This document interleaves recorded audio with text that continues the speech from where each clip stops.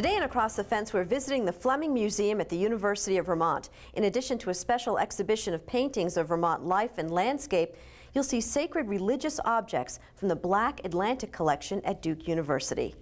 Good afternoon and thanks for joining us. I'm Judy Simpson. We're inside the Fleming Museum this afternoon to explore two of the museum's exhibitions for the fall. And joining me in our program is Fleming director Janie Cohen. Thanks so much for being here and having us here. Now I want to start out by asking you about an impromptu exhibit of sorts at the Fleming recently, which had to do with the Pringle herbarium that caught fire. Tell us about that. So immediately after the fire, they began to triage their collection. So they have a huge collection of mostly historical plant specimens. So the wettest ones went into a freezer truck immediately, and then we offered the use of the marble court for them to lay out the damp specimen sheets and install two huge industrial fans just blowing across the marble court, not down on them. And they were with us for only the weekend and were dried out by the end of the weekend, and they came and took them away. So we were delighted to help. So fire aside, another slight disruption on campus has been a variety of construction projects. They're going on all around you. All around us. Every building on the green to the south of the Fleming is either being taken down, expanded, built. So it's a very exciting time for UVM, and we're kind of in the middle of it, and on the north end of it. Yeah. Tell me a little bit about the role that the museum plays in the UVM campus. Well, we are, among many other things, among supporting curriculum at UVM, we are a bridge between the Burlington community and the greater Vermont community to the intellectual and cultural riches of the university. And what's so exciting about all this construction is that this is going to be an increasingly vibrant part of campus, and it really puts that role, very visibly out there for us. So we're very excited to, to continue that role and strengthen it everywhere we can. Well, thank you, Janie. We're going to come back to you in a moment. As I mentioned, one of the museum's fall exhibitions is entitled Spirited Things, Sacred Arts of the Black Atlantic. On display are sacred religious objects from West Africa, Haiti, Cuba, Brazil, and the Caribbean. The exhibition puts into perspective what happens when the faiths, practices, and beliefs of enslaved people blend with the culture of their captors. Andrea Rosen is a curator here at the museum. Welcome. Thank you for being with us. Thank you for having me. Give us an overview of this exhibition called Spirited Things, Sacred Arts of Black Atlantic. So what we're exhibiting is the collection of Professor J. Loran Mattori, who's professor of cultural anthropology at Duke University and also has a position as a Marsh Professor at Large here at UVM. He spent 35 years collecting and researching religious objects that you see on view here at the Fleming. Those include objects from the Yoruba religion of southwestern Nigeria and the Benin Republic, Cuban Santeria, Haitian Vodou, Brazilian candomblé, among others.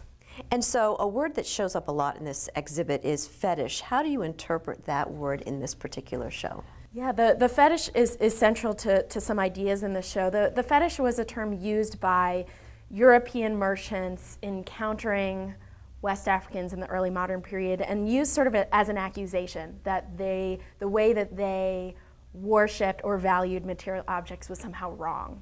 And of course we understand that that was very wrong-headed of them to make that accusation, but what's interesting is Europeans started using that term as an accusation against each other, against other Europeans they disagreed with. So most famously, Karl Marx accused capitalists of commodity fetishism, or Sigmund Freud accused people with improper sexual practices as sexual fetishists. So we address that head on and include even some maybe what people think of today about the fetish, some BDSM gear, to address contemporary notions of the fetish and how that relates to the history of the term. But we also re-examine how that term is used by some scholars today to talk about any object that is supercharged, whether it be in Africa or here, things that are material objects that form representations of disagreements and conflicts and resolutions between people. How does the slave trade of West Africa fit into the show and how you talk about it? I mean, the religions represented in this exhibition are, unmistakably transformed by the slave trade. which is not to say that they were not also formed by the creative impulses of the people who made them. But there are many objects incorporated into the practice of religions that are direct inheritances of the slave trade. For example, cowrie shells or beads, European produced beads, were used as currency in the slave trade and then used as a currency within West African cultures, and then became signifiers of wealth, and also then sacred materials as prayers for wealth in sacred objects. I think some of the most stunning things on display here are some of the outfits. There are 4 in the exhibition. Who wore them and what were they used for? So the outfits in the exhibition were worn by various priests and priestesses in the religions represented. So one is an indigo dyed blouse worn by a priestess of the goddess Oshun in Oshogbo, Nigeria. One is a bright blue outfit for a Cuban Santeria devotee of the sea goddess Yemaya, used in their initiation rite. A white lace outfit by a priestess of Brazilian Candomblé, where different aspects of the outfit represent rank and gender. And then an outfit of a possession priest of Shango, who's a very masculine deity of thunder and lightning. And the outfit is very feminine because any devotee of that god, whether they are male or female, is considered a bride of the god.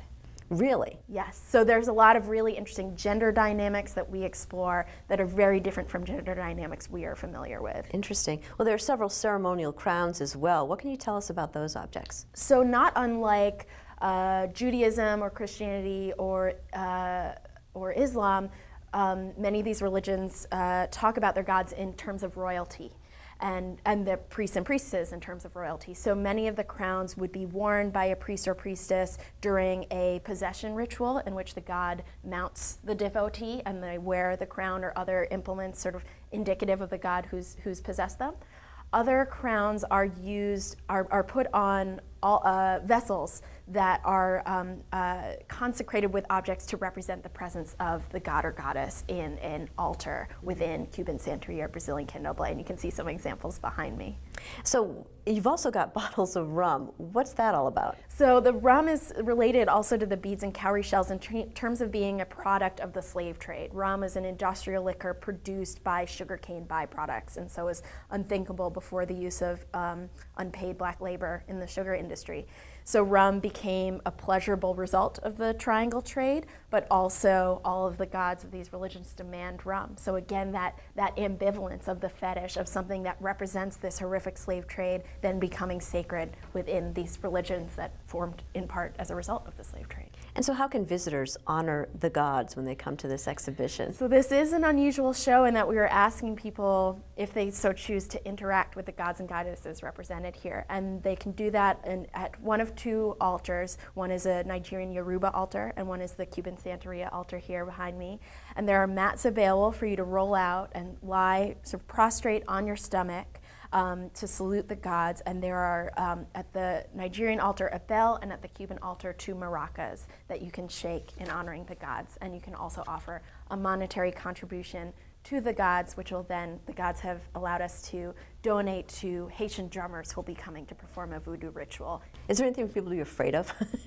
No. Can you make a mistake with the gods? Get them angry? No, I think it's understandable that impulse to be afraid to do something wrong, but I think the main thing is if you sort of come to the gods with honest intention, I don't think that you'll be in any trouble. This is hugely educational.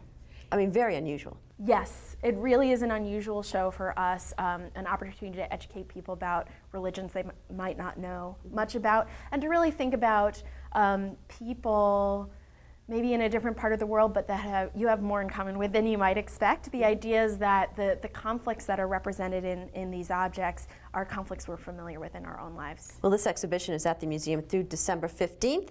Andrea, thanks so much for taking the time to visit with us. Thank you so much, Judy. Now, a second special exhibit is also at the museum until mid-December. It features the paintings of Herbert Barnett and is entitled Vermont Life and Landscapes, 1940 through 1948. And joining me once again is Fleming director Janie Cohen. Who is Herbert Barnett and what's his connection to Vermont? So Herbert Barnett is a really terrific painter who lived in Vermont, spent summers in Vermont, and painted here from 1940 to 48. So it was a relatively short period of time, but he is, I think, an unusually excellent Vermont painter that's not very well known. His work is pretty recognizable. I mean, it's very unusual. Yeah. So there, he painted in the Plainfield area. He favored vistas of meadows and everyday activities of people working on farms. But he had extensive art training and had lived in Europe, and so two huge influences on him were kind of Renaissance and Baroque composition, which you can recognize in the work, and then more apparent is European modernism. So the same way that Francis Colburn, brought Cubism into his work, you see that kind of overlay in Barnett's work. And this is not the first time his paintings have been displayed here. No, actually there were two early exhibitions at the Fleming, and many of these pieces were exhibited in those exhibitions as well. So we go way back with him. Yeah. Given his more modern style, how does he capture a time in Vermont that has long since passed? Some of the activities, there's a really terrific painting that is called Dressing Down the Bull, and it is almost a Renaissance composition that makes you think of the Deposition of Christ, for instance, where there's a steer hanging from a tree and a group of people that are skinning it. There's images of chicken coop, and so it's really kind of everyday working, agricultural farm work going on. And in the houses that we all recognize that are still with us. And the barns. Now, what do you want visitors to take away from this exhibition? What excites me about it is that he's relatively unknown, I think, because he spent so relatively little time here, less than a decade. But as I said, I think he's really one of the strongest 20th century artists who was working in the States. So we're delighted to kind of reintroduce him. Since we've shown him before, but I think our contemporary audiences are probably not so familiar with him. And there's also a space called the New England Gallery. Tell us about that. So that is the balcony, the balcony above the marble court, and this is primarily Fleming Museum collections and 20th century New England artists, and I should say most of them are Vermont artists, actually. Within the balcony, there are 3 spots that we dedicate to contemporary painters, contemporary artists who are, not necessarily working with traditional themes at all, but it's a great opportunity to kind of show contemporary work in the context of more historical work.